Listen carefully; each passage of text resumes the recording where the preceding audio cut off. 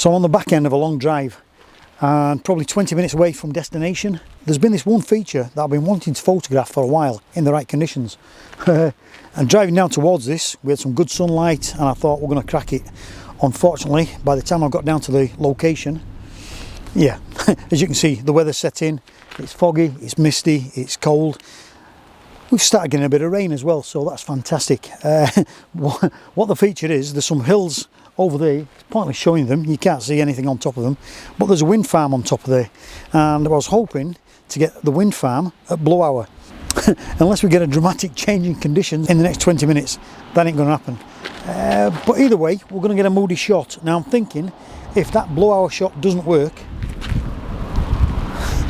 I might get a nice shot just looking down the road here.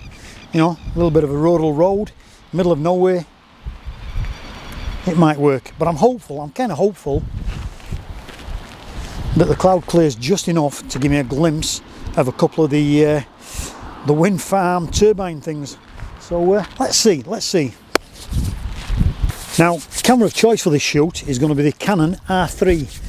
Unfortunately, or kind of fortunately, whatever, I'm shooting the video on the on the R3 as well, so I can't really show you the camera. Lens choice, to get to the hills, it's probably going to be a 70-200 f2.8 lens that I use. Might use the wide angle lens for a rural sort of road shot if the blow hour shot doesn't work out.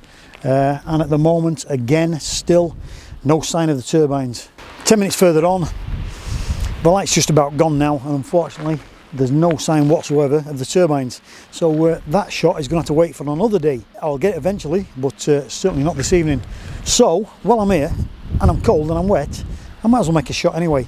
And look behind me, we've got some telegraph poles, we've got a rural metal road, and we've got a bit of a rural lamp. That's my plan. Let's get a photograph of that.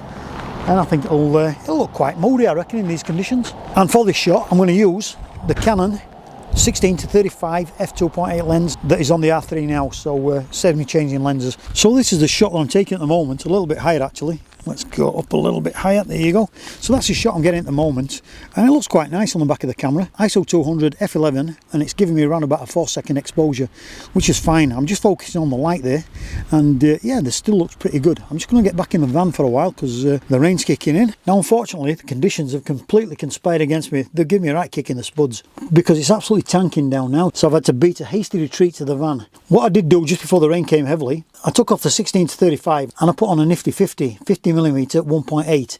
These are EF lenses because I've got a collection of EF lenses. This is an RF Canon body, so I've got an adapter, an EF to RF adapter, which works a treat.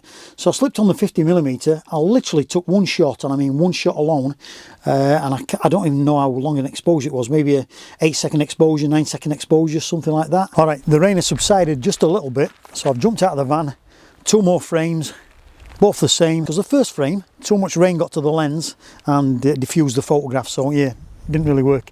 But anyway, so I've taken another shot now, dried the lens off, and hopefully one of these shots is okay. Back in the van sheltering, you can see a vehicle coming down the hills there, but that is the one that started at the top of the hill, like there. Look, can you see that one?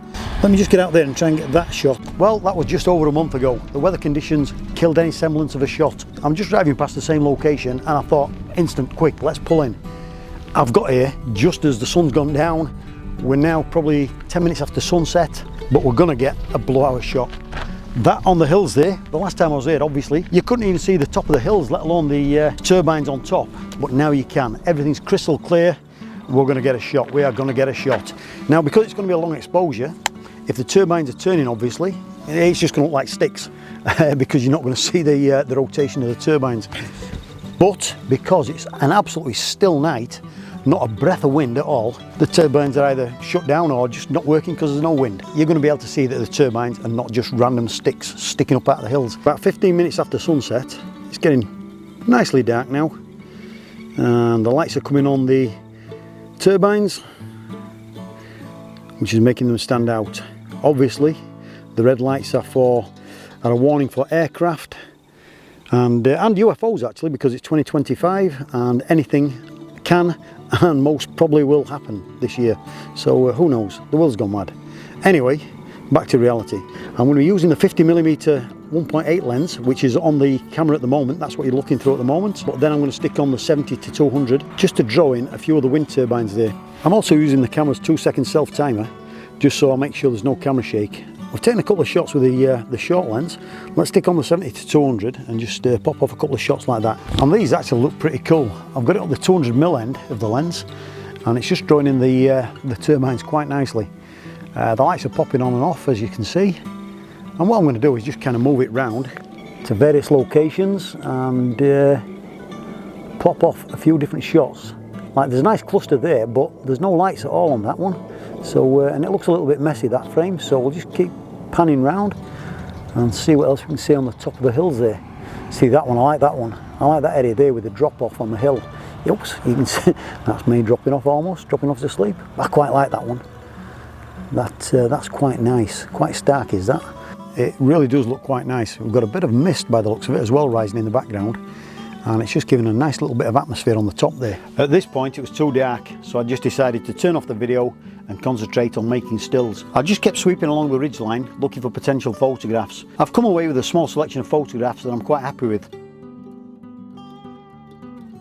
To cap the shoot off, I set the camera in bulb mode and left it running for 30-40 minutes, and I've come away with a star trail shot, which yeah, I mean, it's not the world's greatest star trail photograph, but I'm quite pleased with it. It's quite an encouragement to go back at a later date and shoot some more star trails. Anyway guys, hope you enjoyed this video and it's inspired you to get out there and do some long exposure photography yourselves, and until next time, have a great week.